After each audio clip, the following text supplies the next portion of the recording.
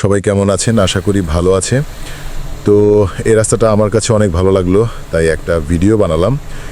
দেখুন রাস্তাটার দুপাশ দিয়ে কি সুন্দর ফুল গাছ লাগিয়েছে। ফুল লাগানোর কারণে কিন্তু রাস্তাটার সৌন্দর্য বেড়ে গেছে।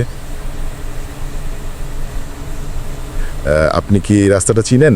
চিনে থাকলে অবশ্যই বলে যাবেন রাস্তাটি কোথায় অবস্থিত। সুন্দর পরিকল্পনা থাকলেই সকল কাজই সুন্দর হয়। এটি যে বাংলাদেশি রাস্তা মনে হয় না, মনে হয় আমি উন্নত কোনো দেশে এসে পড়েছি।